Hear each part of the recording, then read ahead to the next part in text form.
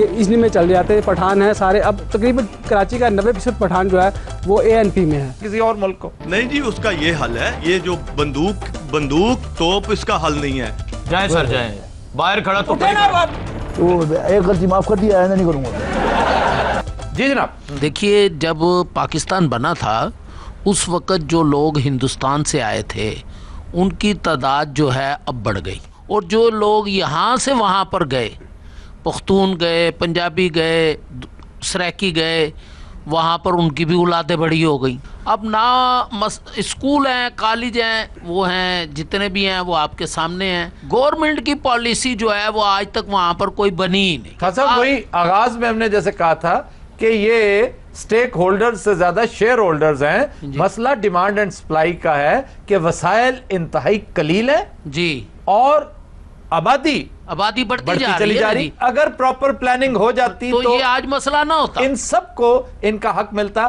امجد خان صاحب نے جو گفتگو کی ہے اس کا لب لباب یہی ہے کہ وسائل کو ایکسپینڈ کر دیا، اضافہ کیا جائے، وسائل میں اضافہ کر دیا جائے، مسائل خود بخود ختم ہو جائیں گے. جی یہ مسئلہ بالکل یہ ابھی کا مسئلہ شروع نہیں ہوا. روشنیوں کا شہر جس شہر کو کہتے تھے اب اندھیروں کا شہر ہے، خون کا شہر ہے، جہاں خون کی ہولی کھیلی جا رہی ہے، ٹارگٹ کلنگ ہے. اس کے پیچھے جو ہے نا وہ بیک گراؤنڈ ہے کہ جب جنرل ضیاء الحق اقتدار میں تھا وہاں سے یہ کام شروع ہوا ہے. جنیجو دور 86 میں جو ہے اسٹرکچرل ایڈجسٹمنٹ پروگرام جب آیا، نجکاری شروع ہوئی، وہاں روزگار نہیں ہے. جو پٹھان کچی آبادیوں میں رہتے ہیں وہ پہاڑیوں پہ بنا لیے ہیں، گھر بنائے ہیں، کچی آبادیاں بنائی ہیں، تو وہاں جو ہے نا یہ لاجسٹک کا بھی مسئلہ ہے. گیس لائن پہنچانا، پانی پہنچانا، یہ بھی مسئلہ ہے جس کو لسانی رنگ دیا جا رہا ہے، مذہبی رنگ دیا جا رہا ہے. وہ چیزیں اپنی جگہ ہیں، لیکن وہاں جو بنیادی مسئلہ ہے معاشیات کا ہے، اکنامک کا ہے. پیور معیشت نظر آ رہی ہے. معیشت، جی، وسائل، ڈیمانڈ اینڈ سپلائی کی جب بات ہوتی ہے اس کا تعلق خالصتاً معیشت کے ساتھ ہے. میں ذرا الوی صاحب کے کمنٹس اس پہ لے لوں، کیا کہتے ہیں آپ؟ 12 مئی کے بعد جو ہے نا وہ پختون جو ہے نا وہ ANP ذرا طاقت میں آئی، کیونکہ جتنے بھی پٹھان تھے انہوں نے، چاہے وہ JUIF میں تھے، چاہے وہ مسلم لیگ نون میں تھے یا پیپلز پارٹی میں تھے، انہوں نے اسی میں پناہ سمجھی کہ اجلی میں چل جاتے ہیں، پٹھان ہیں سارے. اب تقریباً کراچی کا 90% پٹھان جو ہے وہ ANP میں ہے. آپ کے خیال میں اس مسئلے کا ویسے فوری حل تو کوئی ممکن ہی نہیں ہے، لیکن 2-3 موٹی باتیں ان موٹی عقل والے حکمرانوں کو ذرا بتائیے. پوسٹنگز ہے IG سے لے کے کانسٹیبل تک، وہ ساری سیاسی ہوتی ہے. اور وہ بھی جو پولیس والے ہیں وہ اب ان کا یہ ماٹو ہے کہ جناب آپ جو ہے نا وہ کھاؤ پیو، پیسہ بناؤ تو کار جاؤ. کہتے ہیں بے پناہ کرپشن ہے ہر محکمے میں. وہ کرپشن ستان بنا ہوا ہے سندھ اس وقت، پورا پاکستانی. راز صاحب کیا کہتے ہیں اس حوالے سے آپ؟ بالکل جی، کرپشن ہے. یہ تو ایک شہر کا مسئلہ نہیں ہے، یہ تو پورے پاکستان میں کرپشن. کراچی میں تو خصوصی طور پہ ایک طرف سٹیک ہولڈرز ہیں، فوری سٹیک ہولڈرز 3-4، دوسری طرف حکومت ہے بد نصیب.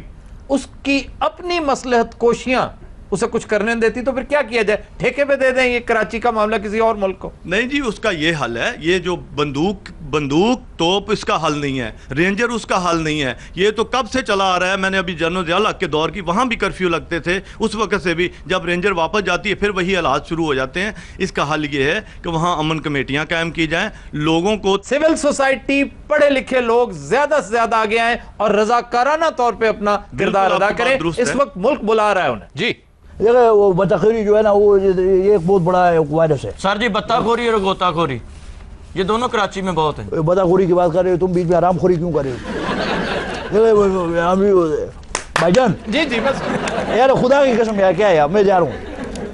اچھا آپ جائیں، آپ جائیں. اب میں بات شروع کر دوں یا قانون میں شروع ہو جاتے ہیں؟ میں گزارش کر رہا ہوں آپ جائیں سر جائیں، باہر کھڑا تو ایک غلطی معاف کر دیا، آئندہ نہیں کروں گا. اس میں کوئی بات ہے؟